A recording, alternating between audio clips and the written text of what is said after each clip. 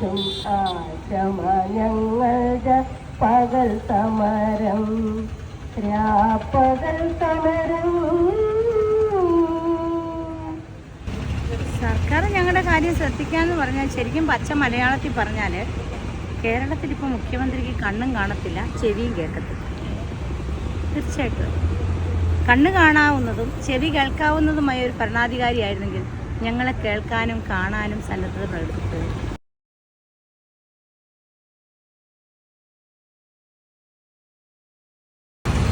എന്തുകൊണ്ടാണ് ആശമാർ ഇങ്ങനെ ഒരു സമരത്തിന് ഇറങ്ങി പുറപ്പെട്ടതെന്നതിൻ്റെ ഒരു അടിസ്ഥാന വിവരങ്ങൾ എന്തൊക്കെയാണ്?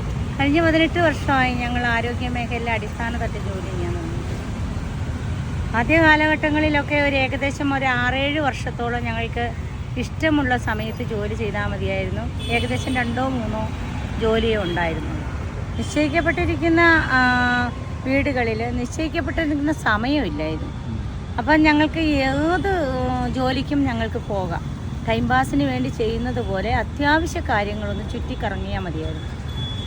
വീണ്ടും ഒരു 2-3 വർഷം കൊണ്ട് വീണ്ടും പിന്നിട്ടപ്പം ഒരു 2016-17 ആയപ്പോഴത്തേക്കും ഞങ്ങൾക്ക് ഓരോ ജോലിഭാരവും കൂടി വന്നു.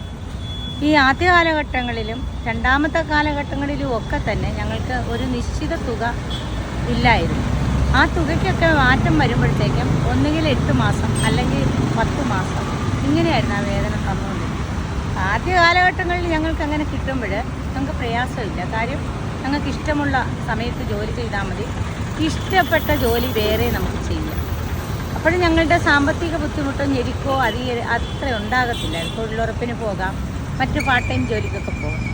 പിന്നെ വീണ്ടും കാലങ്ങളങ്ങ് കഴിഞ്ഞപ്പോഴേക്കും 2018, 19, 20 കാലഘട്ടം ആയപ്പോഴത്തേക്കും നമ്മൾ ഒരു 40, 38, 39, 40 തരം ജോലി ഞങ്ങളായിരുന്നു. അതായത് സെൻട്രൽ ഗവൺമെൻറ്റിൻ്റെ ആയിരുന്നാലും സ്റ്റേറ്റ് ഗവൺമെൻറ്റിൻ്റെ ആയിരുന്നാലും എന്ത് കാര്യം വന്നാലും അത് ആശുമാരെ ഏൽപ്പിക്കുന്ന പതിവാണ്. ഒരു ഉദാഹരണം പറഞ്ഞാൽ നാഷണൽ പ്രോഗ്രാമാണ് ദേശീയ വിരവിമുക്ത ദിനം, ദേശീയ പോളിയോ നിർമ്മാർജ്ജന ദിനം. ഇതിലൊക്കെ ഞങ്ങൾ ഒരു പോളിയോ നിർമ്മാർജ്ജന ദിനം എന്ന് പറയുമ്പോൾ ഞങ്ങൾ കൃത്യം ഒരു മാസത്തോളം നമ്മൾ കാൽക്കുലേഷന് വേണ്ടി തുടങ്ങും. അതായത് 0 to 5 വരെയുള്ള മുഴുവൻ കുട്ടികളുടെയും കണക്ക് അതെല്ലാം രേഖപ്പെടുത്തി അത് ഒരാഴ്ച കൊണ്ടാണ് അതിൻ്റെ എല്ലാ ജോലിയും പോകും. ഞങ്ങൾക്ക് കിട്ടുന്ന വെറും 75 രൂപയാണ്. എന്നിരുന്നാലും ഞങ്ങൾക്ക് വിഷമമില്ലായിരുന്നു. കാര്യം എന്തെന്ന് ചോദിച്ചാൽ ഞങ്ങൾക്ക് മറ്റു ജോലിക്ക് പോകാം. കാലങ്ങളിങ്ങ് കടന്നു വന്നപ്പോൾ ജോലിയുടെ എണ്ണം കൂടുകയും വേതനം വളരെയേറെ കുറയുകയും കറക്റ്റ് സമയത്ത് വേതനം കിട്ടാതെ എന്ന് പറയുമ്പോൾ മിക്കവാറും ദിവസങ്ങളിൽ 3 മാസത്തെ ഇൻസെൻറ്റീവ്, 3 മാസത്തെ ഓണററി ക്രമേണ 4 മാസം 5 മാസം കൂടുമ്പോൾ കിട്ടാറുണ്ട്. അതൊരു കാരണവശാൽ ഒന്നിച്ച് കിട്ടുന്നില്ല. ഒരു ഇൻസെൻറ്റീവ് കിട്ടി ഒരു 2 മാസം കഴിയുമ്പോൾ ഓണററി അത് ഒന്ന് തീർന്നു കഴിയുമ്പോൾ അടുത്ത മാസത്തെ കിട്ടും. അങ്ങനെയാണ് ഞങ്ങൾക്കൊരു ഓണത്തിന് ഉത്രാട ദിവസമാണ് പൈസ വരും. അതേപോലെ തന്നെ ക്രിസ്മസിന് പൈസ വരാറില്ല, ഈസ്റ്ററിന് പൈസ വരാറില്ല, റംസാന് പൈസ വരാറില്ല. പക്ഷേ ഇങ്ങനെ ആയിക്കഴിഞ്ഞാൽ നിവേദനങ്ങൾ പലതും ഞങ്ങൾ കൊടുക്കും. പക്ഷേ ഞങ്ങൾക്ക് ഒരു നല്ല പോസിറ്റീവ് മറുപടി ഇന്നേ വരെ കിട്ടിയിട്ടുണ്ട്. ഇതിൽ കഴിഞ്ഞ 2 ബഡ്ജറ്റ് കേരള ബഡ്ജറ്റിനും ഞങ്ങൾക്ക് 1 രൂപ പോലും വകയിരുത്തില്ല. ഇതിന് ഞങ്ങൾ പ്രത്യേകം കൊടുത്തു. സാറേ ഇങ്ങനെയുള്ളതാണ് കാര്യം. ഞങ്ങളുടെ ജോലി ചെയ്യുന്ന NHM സ്ഥാപനത്തിനും അതുപോലെ തന്നെ മറ്റുള്ള ഡിപ്പാർട്ട്മെൻറ്റിനും ഒക്കെ കൊടുത്തു. ആ കൊടുത്തപ്പോഴും ഞങ്ങൾക്ക് അനുഭാവപൂർണ്ണമായ ഒരു മറുപടിയും കിട്ടിയില്ല. നിഷേധാത്മക കാഴ്ചപ്പാടായിരുന്നു അവർക്കുണ്ടായിരുന്നത്. ആ അവസരത്തിൽ ഞങ്ങൾ 2 വർഷം കൊണ്ട് പറയുവാണ് ഞങ്ങളൊരു രാപ്പകൽ സമരം നടത്തും, അതിലേക്ക് ഞങ്ങളെ തള്ളിവിടരുത് എന്നൊക്കെ പറഞ്ഞു. പക്ഷേ അധികാരികൾ കേട്ടില്ല. ഇന്ന് 41 ദിവസം പിന്നിട്ടിരിക്കുകയാണ്. ഞങ്ങൾ പല ഘട്ടങ്ങളും സമരത്തിലേക്ക് കടന്നു.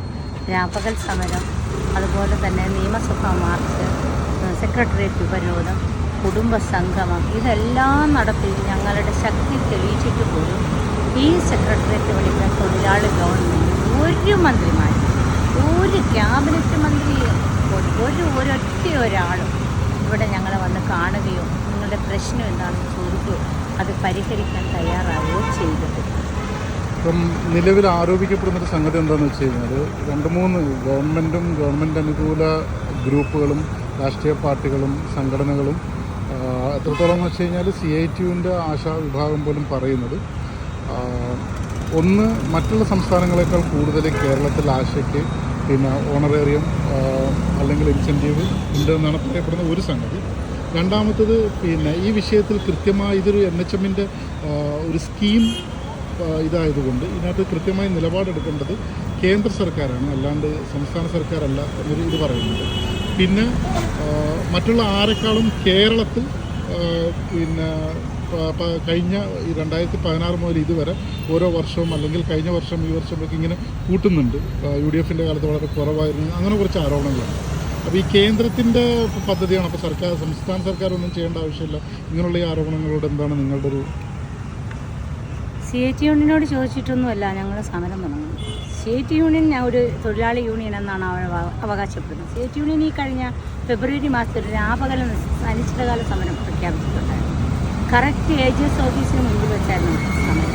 കറക്റ്റ് നേരത്തോട് നേരം കഴിയുന്നതിന് മുൻപ് വാങ്ങിച്ചിട്ട് പോകുമായിരുന്നു. തൊഴിലാളി സർക്കാരാണ്, ആശമാർക്ക് വേണ്ടി തൊഴിലാളി യൂണിയനാണ് എന്നൊക്കെയാണ് അവർ പറയുന്നത്. ഞങ്ങൾക്ക് അവരുടെ പെർമിഷനൊന്നും വേണ്ട ഒരു സമരത്തിന്. ഞങ്ങളുടെ നേതാക്കന്മാർക്ക് ഞങ്ങൾക്കും അറിയാം ഞങ്ങൾ എവിടെ സമരം ചെയ്യുന്നു. ഞങ്ങൾ ഈ കേരളത്തിലാണ് ജീവിക്കുന്നത്. ഞങ്ങൾ എന്നും നേരം വിളിപ്പോൾ ഉപ്പൊഴിച്ച് കഞ്ഞി കുടിക്കുന്നത്. ഉപ്പൊഴിച്ച് കഞ്ഞി കുടിക്കുന്ന ഏവർക്കും അറിയാം ഞങ്ങൾ എവിടെയാണ് സമരം ചെയ്യേണ്ടത്, ആരാ ഞങ്ങളുടെ ബിനാമി എന്ന് കൃത്യമായി. അപ്പം ഞങ്ങളതനുസരിച്ച് തന്നെ ചെയ്യും. ഒരു യൂണിയൻ്റെ പിൻബലത്തോടു കൂടിയൊന്നുമല്ല. ഞങ്ങൾ ആശമാരെല്ലാവരും ഒന്നിച്ചു കൂടി ഞങ്ങളുടെ തീരുമാനങ്ങൾ പരസ്പരം ചർച്ച ചെയ്ത് പരസ്പര ബന്ധപ്പെട്ട് ഒന്നും സ്വന്തമായിട്ട് ചെയ്യത്തില്ല, കൂട്ടായ ഒരു തീരുമാനത്തിൻ്റെ മുകളിൽ തന്നെയാണ് ഞങ്ങൾ ഈ ആശമാരെല്ലാവരും ചേർന്നത്. ഞങ്ങൾ എന്തിനാണോ വന്നത് നേടിക്കൊണ്ട് പോകാൻ CIT യൂണിയൻ്റെ സർട്ടിഫിക്കറ്റ് ഞങ്ങൾക്ക് ആവശ്യമില്ല. പിന്നെ രണ്ടാമത്തെ കാര്യമെന്ന് പറഞ്ഞു കഴിഞ്ഞാൽ കേരള സർക്കാർ പറയുന്നുണ്ടല്ലോ ഞങ്ങളാ ഓണറേറിയം കൂട്ടിയത്, ഞങ്ങളാ ഓണറേറിയം കൂട്ടിയത്. ഇപ്പോൾ 7,000 രൂപ വന്നു. 7,000 രൂപ 232 രൂപയാണ് ഒരു ദിവസം. അറിയാമല്ലോ ഇന്നത്തെ ചിലവുണ്ട്. ഞങ്ങൾ മന്ത്രിമാരുടെ ആഡംബരങ്ങളെക്കുറിച്ചൊന്നും ഞങ്ങൾ പറയുന്നില്ല. ഇത് ഈ പൊതുസമൂഹത്തിന് മൊത്തം അറിയാം. അതിനിടയിൽ ഞങ്ങളും കൂടെ പറയേണ്ട കാര്യമില്ല. ഒന്ന് ഗവൺമെൻറ് മനസ്സിലാക്കണം, എവിടെ നിന്നാണ് ചോദിക്കാനുള്ളതെന്ന് കൃത്യമായി ഞങ്ങൾക്കറിയാം. ഞങ്ങൾ എഡ്യൂക്കേറ്റഡ് ആയിട്ടുള്ള ആൾക്കാരാണ്. ഞങ്ങളിൽ പലരും 7ാം ക്ലാസ് വിദ്യാഭ്യാസ യോഗ്യത പറഞ്ഞ് ഞങ്ങൾ എടുത്തെങ്കിലും മിക്കവാറും പേര് PG ഡിഗ്രി കഴിഞ്ഞ പിള്ളേർ. അവർക്കറിയാം എന്താ ചെയ്യേണ്ടതെന്നുള്ളത്. അവന് ഇവിടെ തൊഴിലാളി യൂണിയൻ CIT യൂണിയൻ്റെ കുത്തകയൊന്നുമല്ല, കുത്തകപ്പാട്ടം മൊത്തം അവർ ഏറ്റെടുത്തു സമരത്തിൽ. അത് അവരവരുടെ കയ്യിൽ വെച്ചോട്ടെ. ഞങ്ങൾക്കറിയാം ആരോട് ചെയ്യണമെന്ന്. ഞങ്ങൾ കാലാകാലങ്ങളിൽ കേന്ദ്ര ഗവൺമെൻറ്റിൻ്റെ അടുത്ത് AGS ഓഫീസിൻ്റെ മുമ്പിൽ കഴിഞ്ഞ 1 വർഷം മുൻപ് ഞങ്ങളിവിടെ സമരം നടത്തിയിട്ടുണ്ടായിരുന്നു. പിന്നെ അല്ലാതെ ഞങ്ങൾ സെക്രട്ടേറിയറ്റ് നടക്കെ പല പ്രാവശ്യം പറഞ്ഞു. കോവിഡ് കാലത്ത് എന്തിനാണെന്നറിയാമോ? ഞങ്ങൾക്ക് മാസ്ക് വേണം, നമുക്ക് ഗ്ലൗസ് വേണം, ഇങ്ങനെയൊക്കെയുള്ളത് ആവശ്യം ഉന്നയിച്ചുകൊണ്ടാണ് ഞങ്ങൾ കൊടുത്തത്. എന്ന് പറഞ്ഞാൽ കോവിഡ് കാലത്ത് ഒരു സുരക്ഷാ ഉപകരണങ്ങളും ഇല്ലാതെ പണിയെടുത്തവരാണ്. അപ്പം ഞങ്ങൾക്കറിയാം എവിടെ ചെന്ന് ചോദിക്കണം, ആരോട് ചോദിക്കണം എന്ന് ഞങ്ങൾക്കറിയാം. കഴിഞ്ഞ പ്രാവശ്യമൊക്കെ പറയുന്നുണ്ട് പണ്ട് അവരുടെ പുറത്തിലാണ്. ഞാൻ ചോദിക്കട്ടെ, ഇത്രയും പേര് തീറ്റി പിടിച്ച് തീ കാണാമെന്ന് ശമ്പളമൊക്കെ മേടിച്ച് നമ്മളെന്തിനാണ് കേരള സർക്കാർ എന്നും പറഞ്ഞ് ഇവിടെ എത്തിയിരിക്കുന്നത്? ഇവിടെ ഓരോ കാര്യത്തിന് വേണ്ടിയിട്ട് അവർ പോകാൻ വേണ്ടിയിട്ടുള്ളതല്ലേ, അല്ലാതെ അവർക്ക് പകരം നമ്മൾ പോകാനാണെങ്കിൽ ഇങ്ങനെയൊരു സംവിധാനം ഇവിടെ വേണ്ടായിരുന്നല്ലോ. ഗവൺമെൻറ് വേണോ ഇവിടെ? കേരള ഗവൺമെൻറ് ഞങ്ങൾക്ക് ആവശ്യമുള്ള കാലാകാലങ്ങളിൽ അവരുടെ ഫണ്ട് വരുമ്പോൾ ഞങ്ങൾക്ക് തരേണ്ട ബാധ്യത അവരാണ്. അങ്ങനെയാണെങ്കിൽ കേന്ദ്ര ഗവൺമെൻറ് നേരിട്ടെടുക്കട്ടെ. അങ്ങനെ ഒരു സംവിധാനം നമുക്കിവിടെ ഉണ്ടോ? ഒരു ലിബറൽ സംവിധാനം ഇവിടെ ഉണ്ടോ? ഇല്ലല്ലോ. അപ്പോൾ ആ രീതിക്ക് ഇവർ പറയുമ്പോൾ കുറച്ചൊക്കെ ആലോചിക്കണം. തലയുള്ളവർ ഈ കേരളത്തിലുണ്ട്, തലയുള്ളവർ ഈ ലോകത്തുണ്ട്. പൊതുസമൂഹം മുഴുവനും ഞങ്ങളെപ്പറ്റി അറിയുന്നുണ്ട്, ഞങ്ങൾ എങ്ങനെയാണെന്ന് കേൾക്കുന്നുണ്ട്. പഴയ കാലത്തെ കയർ തൊഴിലാളികളും പഴയ കാലത്തെ കശുവണ്ടി കർഷകരും ഒന്നുമല്ല ഇപ്പോഴുള്ളത്. ഇപ്പം നല്ല എഡ്യൂക്കേറ്റഡ് ആയിട്ടുള്ള കാലാകാലങ്ങളിൽ മാധ്യമങ്ങളിലും അതുപോലെ IT സംവിധാനങ്ങളും ഇത്രയേറെ മെച്ചപ്പെട്ട കാലത്ത് അറിയാം. അതുകൊണ്ട് ഞങ്ങളെ പഠിപ്പിക്കേണ്ടായി എവിടെ സമരം ചെയ്യുന്നത് ഞങ്ങൾക്കറിയാം. ഞങ്ങൾ അറിഞ്ഞുകൊണ്ടായി ഇവിടെ സമരത്തിന്. CITയുടെ വേറൊരു ആരോപണം എന്താണെന്ന് വെച്ചാൽ പിന്നെ മൊത്തം കേരളത്തിലുള്ള 26,000-ന് മുകളിലുള്ള ആശാ വർക്കേഴ്സിൽ ഏതാണ്ട് 20,000-ൻ്റെ മുകളിൽ CITയുടെ കൂടാണ്. പിന്നെ ബാക്കി ന്യൂനപക്ഷമാണ് നിലവിലിപ്പോൾ സെക്രട്ടേറിയറ്റിൻ്റെ മുമ്പിൽ സമരം ചെയ്യുന്നതെന്നുള്ളൊരു ആരോപണം. ആയിക്കോട്ടെ, അവരത് പറഞ്ഞോട്ടെ. അവരൊന്ന് മനസ്സിലാക്കണം. അവരെ പോലെ ഓരോ തൊഴിലാളികളുടെയും കയ്യിൽ നിന്ന് ഓരോ നിശ്ചിത തുക കാലത്തെ സമരത്തിന് വൈകിട്ടത്തെ സമരത്തിനെന്നും പറഞ്ഞുകൊണ്ട് പിരിവ് നടത്തുന്നവരല്ല ഞങ്ങളുടെ. അങ്ങോട്ട് ചെന്ന് നോക്കി, ഞങ്ങളുടെ കൈകളിലൊക്കെ കറ കളഞ്ഞ വിശുദ്ധിയുള്ളവരാണ് ഞങ്ങളുടെ കൈകൾ. ഞങ്ങൾ ആരോടും കൈക്കൂലി മേടിക്കാനോ തൊഴിലാളി തൊഴിലാളികളുടെ ഇടയിൽ ഇന്ന് സമ്മേളനമുണ്ട്, വണ്ടിക്ക് കൊടുക്കണം 500. ഓരോ സർക്കാർ ഓഫീസുകളിലും ഓരോരുത്തർ ശമ്പളം മേടിക്കുമ്പോഴും ഈ യൂണിയൻകാർ ചെന്ന് ചോദിക്കും സംഭാവന. ഞങ്ങൾ കണ്ടിട്ടുണ്ട്, ഞങ്ങൾക്കറിയാം. ഓരോരുത്തരുടെ അടുത്ത് നിന്നും 500, 1000 ഓരോ തുകയും നിശ്ചിത തുക വെച്ച് അവർ കൊടുക്കുകയും മേടിക്കുകയും ചെയ്യുന്നത്. ഞങ്ങൾക്ക് അങ്ങനെയില്ല. ഞങ്ങളുടെ ഓരോ ആവശ്യങ്ങളും ഞങ്ങൾ അപ്പോഴപ്പോഴും നടക്കുക. അപ്പോൾ ഈ 232 രൂപ 245 രൂപ ഈ തോതിൽ പണിയെടുക്കുന്ന ഞങ്ങൾ കാസർഗോഡ് നിന്ന് ഇവിടെ തിരുവനന്തപുരം വരെ വന്നിട്ട് പോകാൻ എത്ര രൂപ വണ്ടിക്കൂലിയാകും മനസ്സിലാക്കാം. അങ്ങനെ ഓരോ ജില്ലകളിൽ നിന്നും ഈ സെക്രട്ടേറിയറ്റ് പഠിക്കൽ വരണമെന്നുണ്ടെങ്കിൽ എത്ര രൂപ അവരുടെ കയ്യിലാകും. അതുകൊണ്ട് ഞങ്ങൾ നേതാക്കന്മാർ തന്നെയാണ്. ഞാനിപ്പം അസോസിയേഷൻ്റെ കേരള ആശാ വെൽഫെയർ അസോസിയേഷൻ്റെ സംസ്ഥാന വൈസ് പ്രസിഡൻ്റാണ്. ഇവിടെ തിരുവനന്തപുരം ജില്ലയുടെ പ്രസിഡൻറ്റുമാണ്. ഞങ്ങൾ പറഞ്ഞത് ഒരു കാര്യമാണ്, നിങ്ങളെല്ലാവരും ഇങ്ങോട്ട് വരണം, ആവശ്യമുള്ളപ്പോൾ നിങ്ങൾ വിളിക്കുന്ന സമയത്ത് നിങ്ങൾ വന്നാൽ മതി. കാര്യം നിങ്ങളുടെ ഭർത്താവിൻ്റെ ചികിത്സ, നിങ്ങളുടെ മക്കളുടെ കാര്യങ്ങൾ, നിങ്ങളുടെ കാര്യങ്ങൾ, ഭക്ഷണം, വണ്ടിക്കൂലി, ഇങ്ങനെയൊക്കെയുള്ള നിരവധി കാര്യങ്ങൾക്ക് ഈ കിട്ടുന്ന തുച്ഛമായ പൈസ കൊണ്ട് വണ്ടിക്കാർക്ക് കൂടെ കൊടുത്താൽ നിങ്ങൾക്കൊരു കാര്യവും നടക്കത്തില്ല.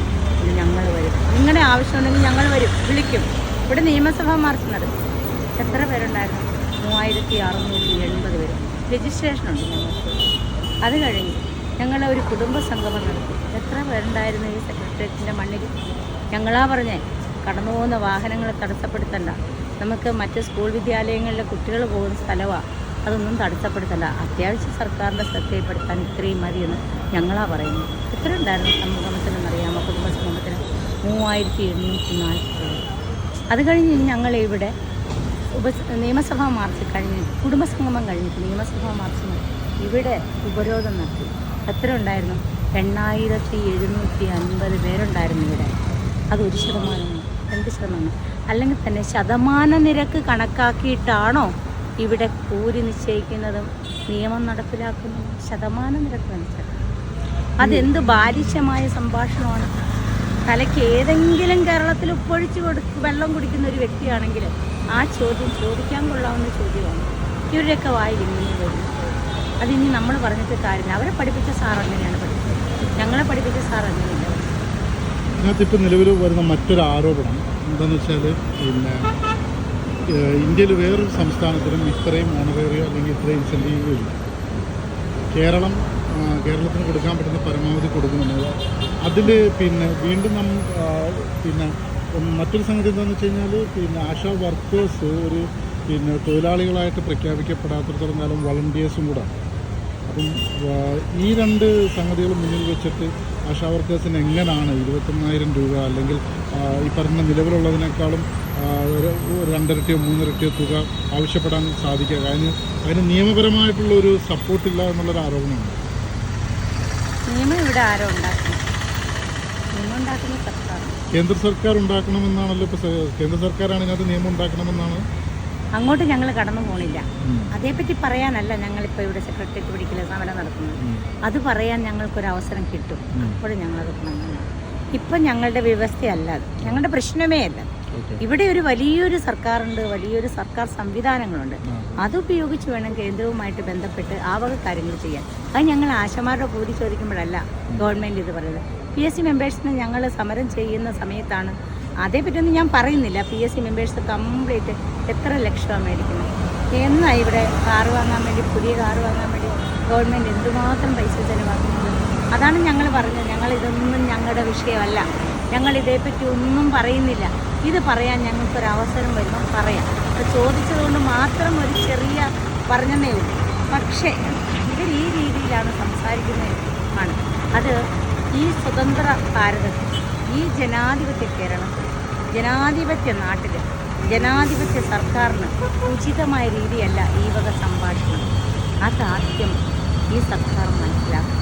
തൊഴിലാളികളോട് സംസാരിക്കേണ്ട വിഷയത്തെപ്പറ്റി മാത്രം സംസാരിക്കണം. ഞങ്ങൾ അവിടെ പോയി മേടിച്ചോ ഇവിടെ പോയി മേടിച്ചോ എന്ന് ഞങ്ങളോട് പറയണ്ട. ഞങ്ങൾക്കറിയാം എവിടെ നിന്ന് മേടിക്കണമെന്ന്. ഇവിടെ വരെ പിന്നെ 7,000 തന്നെന്ന് ഇവരെപ്പോഴും പറഞ്ഞുകൊണ്ടിരിക്കുന്നു. അതിലെന്തെങ്കിലും അർത്ഥമുണ്ടോ? 7,000 രൂപ നാളിതുവരെ ഞങ്ങൾക്ക് വർദ്ധിപ്പിച്ച് തരാമെങ്കിൽ ബാക്കി വെക്കേണ്ട 3 ഇരട്ടിയും. ഇവരല്ലേ പറഞ്ഞത് തെരഞ്ഞെടുപ്പ് കാലഘട്ടത്തിൽ സ്കീം വർക്കേഴ്സിന് മുഴുവനും 700 രൂപ ഡെയിലി വേജസിൽ ഞങ്ങളുടെ ഭരണകാലത്ത് കൊടുക്കുമെന്ന് പറഞ്ഞല്ലേ എൻ്റെ വോട്ട് സഹിതം വാങ്ങിച്ച് ജയിച്ചിവിടെ വന്നു അല്ലേ? അപ്പോൾ പിന്നെ എന്തുദ്ദേശം വെച്ച് 700 രൂപയെന്ന് അവർ പറഞ്ഞു. പക്ഷെ അത് സ്കീം വർക്കേഴ്സിനായിരുന്നില്ല എന്നും പിന്നെ അത് നിലവിലുള്ള അതല്ലേ അതിൽ 45-ാം ഖണ്ഡമാണ്. അതൊന്ന് നോക്കാൻ പേപ്പർ. അത് ഈ ശരിക്കും പറയുകയാണെങ്കിൽ അത് ഞാൻ പറഞ്ഞ ഇത്തിരി കൂടിപ്പോയി. ആ രീതിയിലാവാതെ നന്നായിട്ട് നിയമം എന്താണെന്ന് അറിഞ്ഞു പറയുന്നത് എന്താണെന്ന് ആദ്യം മനസ്സിലാക്കി പറയണം. ആശാ വർക്കർമാർ ഉയർത്തിയ ഡിമാൻഡുകളെ മനസ്സിലാക്കി അതുമായിട്ടുള്ളൊരു ചർച്ചയല്ലായിരുന്നു ഞങ്ങളെ ഈ 2 ദിവസവും ഞങ്ങളെ ചർച്ചയ്ക്ക് വിളിച്ചു. സമരം തുടങ്ങിയ 5-ാം നാളിൽ ആരോഗ്യമന്ത്രി ഒരു ചർച്ച വിളിച്ചു. ആ ചർച്ചയിൽ മന്ത്രി കടബാധ്യതകൾ പറയാൻ വേണ്ടിയാണ് വിളിച്ചത്. പരിദേവനം പറയാൻ. എനിക്ക് പണമില്ല ഖജനാവിൽ, ഇതറിയാനും. അത് കഴിഞ്ഞതിന് ശേഷം നിരാഹാര സമരത്തിൻ്റെ തൊട്ട് മുൻപ് 38-ാമത്തെ ദിവസം ഉപരോധം കഴിഞ്ഞതിൻ്റെ ശേഷം മാർച്ച് 20-ാം തീയതി ഞങ്ങൾ നിരാഹാരം ഇരിക്കുകയാണെന്ന് അറിഞ്ഞുകൊണ്ട് ഞങ്ങളൊരു ചർച്ചയ്ക്ക് വിളിച്ചു. അവിടെയും ഈ ആരോഗ്യമന്ത്രി ഈ ആശമാരുടെ യാതൊരു കാര്യവും അവിടെ സംസാരിച്ചു. ആശമാരെ വെയിലിലും മഴയിലും നിർത്തുന്നത് വളരെ കഷ്ടമാണെന്നും ഞങ്ങൾ ആശമാർക്കൊപ്പമാണെന്നും പറയാനാണ് ഞങ്ങളെ ചർച്ചയ്ക്ക് വിളിച്ചത്. അല്ലാതെ ഞങ്ങളെ ഡിമാൻഡുമായിട്ട് യാതൊരു ബന്ധവും ഇല്ലാത്ത കാര്യമാണ്. അവസാനം ഞാനാണ് ചർച്ചയ്ക്ക് പോകാൻ ഞാനില്ല. അവസാന നിമിഷത്തിൽ ഈ 41-ാമത്തെ ദിവസം ഇന്നാണ്, അന്ന് 38-ാമത്തെ ദിവസം. ഈ 38-ാമത്തെ ദിവസം നാളെ എൻ്റെ കുട്ടികൾ ഉപരോധത്തിലേക്ക് കടക്കുകയാണ്, നിരാഹാരത്തിലേക്ക് കടക്കുകയാണെന്നുള്ള ആ ഒരു അമ്മയുടെ മനസ്സ് വെച്ചുകൊണ്ട് ഞാൻ ചോദിച്ചു. ലാസ്റ്റ് ഒന്നും പറയാതിരുന്ന മന്ത്രിയുടെ അടുത്ത് ചോദിച്ചു, മന്ത്രിക്ക് ഞങ്ങൾക്ക് എത്ര തരാൻ സാധിക്കും? ഓർക്കണം, അത് അവിടെയാണ് എനിക്ക് ആരോഗ്യമന്ത്രിയോട് ബഹുമാനം തോന്നുന്നത്. ആരോഗ്യമന്ത്രി സഡനായിട്ട് അവിടെ നിന്നിട്ട് നേരെ തിരിഞ്ഞ് എൻ്റെ മുഖത്തേക്കൊരു നോട്ടം. ആ നോട്ടം കണ്ടപ്പം വളരെ ദയനീയമായൊരു നോട്ടമായിരുന്നു മന്ത്രി. അവിടെ മന്ത്രി ഇങ്ങനെ ചോദിക്കാനും ഞാനും മന്ത്രിയും നേരെ ഇങ്ങനെ നോക്കിയപ്പോഴത്തേക്കും പെട്ടെന്ന് അവിടുത്തെ ഉദ്യോഗസ്ഥരും യൂണിയൻ്റെ ആളുകളും, യൂണിയനായിരിക്കണം ഒരു പക്ഷേ, പുള്ളിയുടെ പ്രൈവറ്റ് സെക്രട്ടറിയാണ് ഒരാൾ, വെക്കം വിഷയം അങ്ങ് മാറ്റി. അപ്പോഴെനിക്ക് മനസ്സിലായി ആരോഗ്യമന്ത്രി കാര്യത്തിൽ വളരെ ദയനീയ അവസ്ഥയാണല്ലോ എന്ന് ഞാൻ ചിന്തിച്ചു. എന്നിട്ട് ഞാനൊരു കാര്യം പറഞ്ഞു, ആരോഗ്യമന്ത്രി ഞങ്ങളുടെ സമരം ന്യായമാണെന്ന് മനസ്സിലാക്കി ഞങ്ങളുടെ ആവശ്യങ്ങൾ അംഗീകരിക്കാൻ തയ്യാറ് തന്നെയാണ്. പക്ഷേ നിങ്ങൾ ഉദ്യോഗസ്ഥരും യൂണിയനുമാണ് ഇതിന് സമ്മതിക്കാത്തതിൻ്റെ തെളിവാണിപ്പോൾ കണ്ടത്. ഞാൻ പറഞ്ഞതാണ്. അപ്പോഴേ തന്നെ ഞാൻ അവിടെ വെച്ച് പറഞ്ഞു എൻ്റെ ആരോഗ്യമന്ത്രിയുടെ, കാരണം ആ ദയനീയമായ മുഖം ഞാൻ കണ്ടു. പെട്ടെന്നാണ് മന്ത്രി അവിടെ നിന്ന് എഴുന്നേറ്റ്, പെട്ടെന്നാണ് മന്ത്രി തിരിഞ്ഞിങ്ങ് നോക്കിയിട്ട് എന്നെ ഇങ്ങനെ ഒരു നോട്ടം.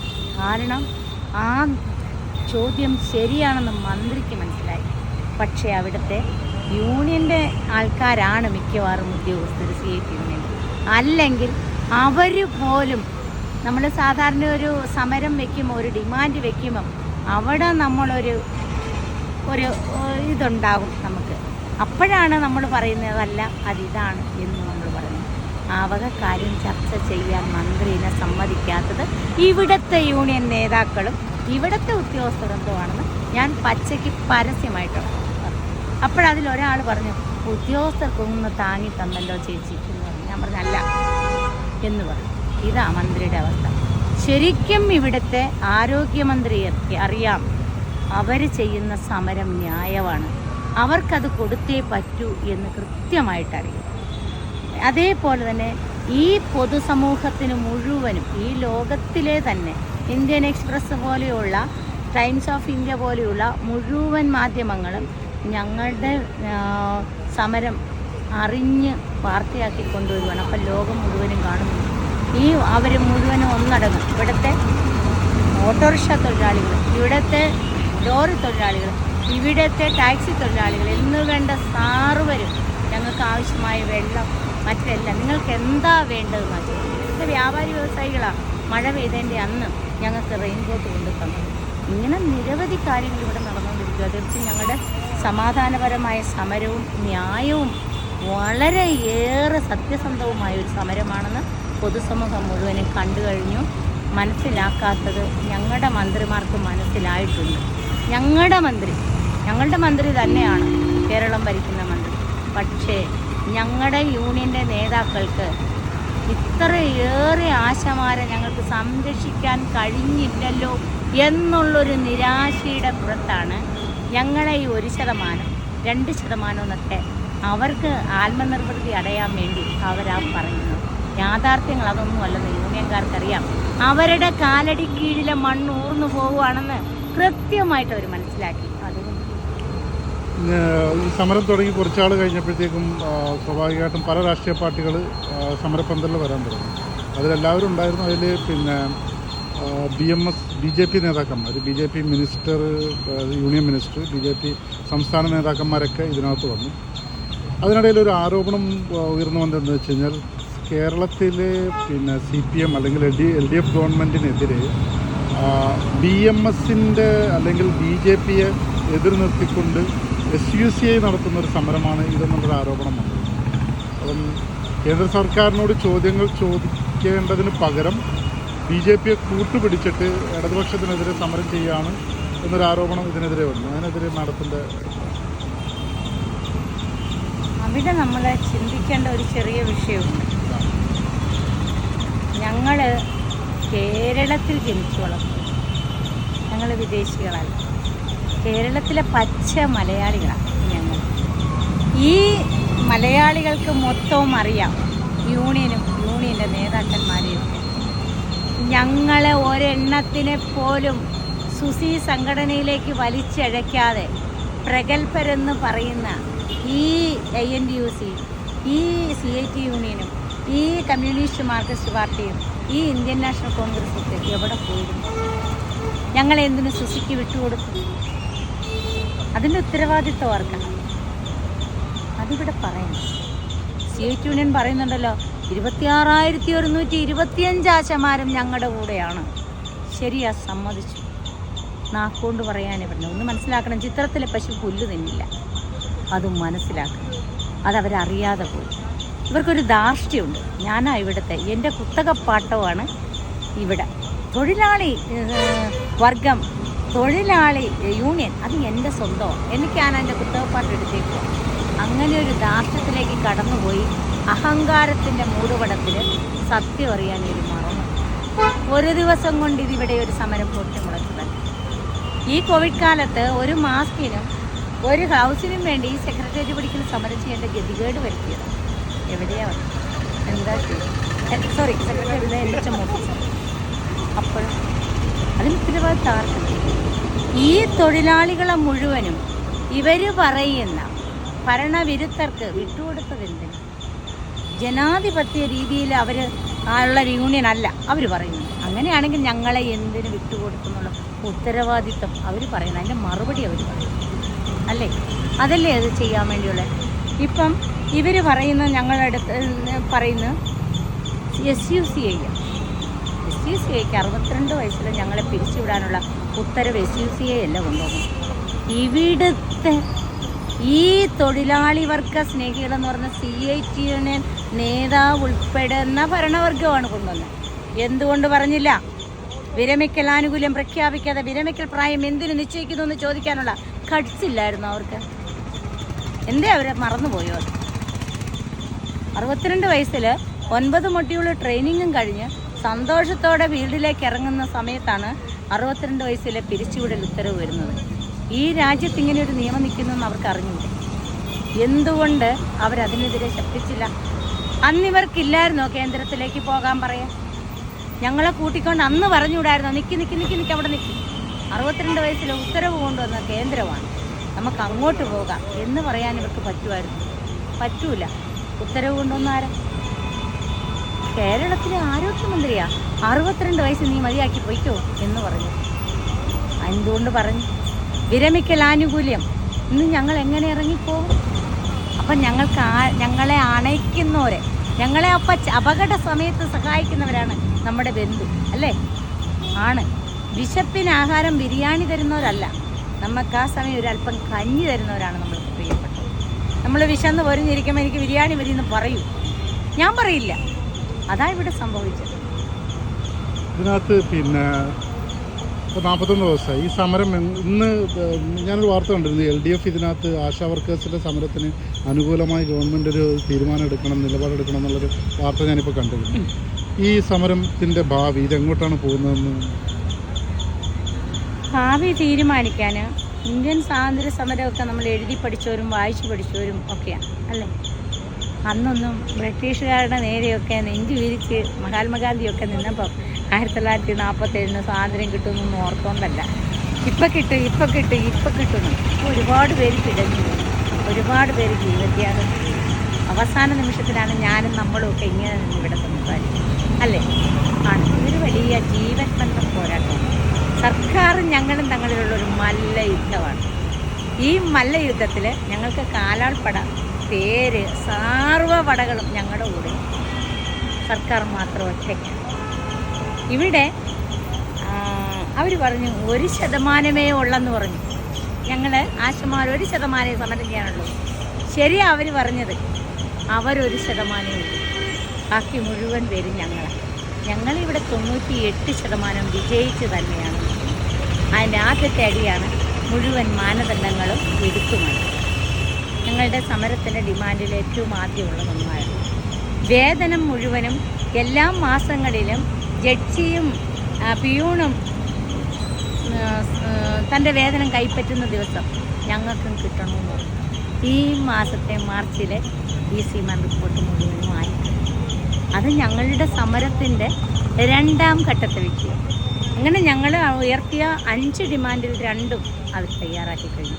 ഇനിയുള്ള 3 ഡിമാൻഡിൽ ഒന്ന്, ഇടതുപക്ഷ ഗവൺമെൻറ് ജനങ്ങളോട് വോട്ട് മേടിക്കാൻ നേരത്ത് സ്കീം വർക്കേഴ്സിന് മുഴുവൻ 700 രൂപ വീതം വേജ് കൊടുക്കാം എന്ന് പറഞ്ഞ തുകയാണ് ഞങ്ങൾ ചോദിച്ചിരുന്നത്. അവിടെ ഞങ്ങൾക്ക് പ്ലസ് പോയിൻ്റാണ്, ഞങ്ങൾ അവിടെയും ജയിച്ചു. പിന്നെ ഇന്ത്യയിലെ മുഴുവൻ തൊഴിലാളി നിയമത്തിലും വിരമിക്കൽ ആനുകൂല്യമായിട്ട് 5 ലക്ഷം രൂപ തൊട്ടടുത്ത പശ്ചിമ ബംഗാൾ സഹിതം മേടിക്കുന്നത്. മറ്റുള്ള ഓരോ സ്ഥലത്തും നേരത്തെ ഇദ്ദേഹം പറഞ്ഞല്ലോ, ഏറ്റവും കൂടുതൽ ഓണറേറിയം കൊടുക്കുന്ന നമ്മുടെ കേരളത്തിലാണ്. തെറ്റിപ്പോയി. സിക്കിം സർക്കാർ 10,000 രൂപയാണ്. ആന്ധ്രാപ്രദേശിൽ 26,000 രൂപയ്ക്ക് അവർ സ്റ്റേറ്റ് ഗവൺമെൻറ്റിനോട് ഈ CIT യൂണിയൻ ഉൾപ്പെടെ അവിടെ സമരം ചെയ്യുക. സിക്കിമിൽ അങ്ങനെ കൊടുക്കുന്നില്ല എന്ന് പറഞ്ഞ പിന്നെ റിപ്പോർട്ടുകൾ ഉണ്ട്. എൻ്റെ കയ്യിൽ അതിന്, അതായത് ഡീൻ കുര്യാക്കോസ് MPയുടെ അടുത്ത് 26/9/24 ഒരു ചോദ്യം ചോദിച്ചപ്പം രേഖാമൂലം കൊടുത്തിട്ടുണ്ട്. ഇന്ന സ്റ്റേറ്റുകളിൽ ഇന്ന ആനുകൂല്യങ്ങളും ഇന്ന വേജസും ഉണ്ടെന്ന് കൃത്യമായി കൊടുത്തിട്ടുണ്ട്. ആ വെബ്സൈറ്റ് നോക്കിയാൽ മനസ്സിലാക്കാൻ പറ്റും നിങ്ങൾക്ക്. ഇപ്പോഴെൻ്റെ കയ്യിലില്ല, ഞാൻ അപ്പുറത്ത് പോവുകയാണെങ്കിൽ എടുക്കുക. പിന്നെ അതേപോലെ തന്നെ ഈ ഗവൺമെൻറ് ഈ 41 ദിവസവും ഞങ്ങളോടൊപ്പം ഇത്രയും ജനങ്ങൾ നിൽക്കുമ്പം ഗവൺമെൻറ്റിൻ്റെ മുഴുവൻ അധികാരങ്ങൾ ഉപയോഗിച്ചുകൊണ്ട് ഞങ്ങളെ പല തരത്തിലും പരാജയപ്പെടുത്തി. അവിടെയൊക്കെ ഞങ്ങളാ ജയിച്ചു. ഞങ്ങൾ 98% വിജയിച്ചു. 1% മാത്രമേ ഇവരുടെ പക്കലുള്ളൂ. ആ 1% തീർച്ചയായും ഇനിയുള്ളത് മനുഷ്യത്വത്തിൻ്റെ അവസാനത്തെ കണികയാണ്. അത് തന്നില്ലെങ്കിൽ പിന്നെ നമുക്ക് കാണാം എന്താ സംഭവിക്കുന്നത്. അപ്പോൾ ഈ ഗവൺമെൻറ് അങ്ങനെയൊന്നും ഗവൺമെൻറ്റിന് പോകാൻ പറ്റില്ല. ഗവൺമെൻറ് വരും. ഗവൺമെൻറ് തീർത്തും ന്യായമായ ഞങ്ങളുടെ ആവശ്യമാണെന്ന് ഗവൺമെൻറ് മനസ്സിലാക്കി ഞങ്ങൾക്കത് ചെയ്തു തരും. അങ്ങോട്ടൊന്നും ഗവൺമെൻറ് പോകത്തില്ല, അത് ഉറപ്പാണ്. ആശാ വർക്കർമാർ ഉയർത്തിയ ഡിമാൻഡുകളെ മനസ്സിലാക്കി അതുമായിട്ടുള്ളൊരു ചർച്ചയല്ലായിരുന്നു ഞങ്ങളെ ഈ 2 ദിവസവും ഞങ്ങളെ ചർച്ചയ്ക്ക് വിളിച്ചു. സമരം തുടങ്ങിയ 5ാം നാളിൽ ആരോഗ്യമന്ത്രി ഒരു ചർച്ച വിളിച്ചു. ആ ചർച്ചയിൽ മന്ത്രി കടബാധ്യതകൾ പറയാൻ വേണ്ടിയാണ് വിളിച്ചത്.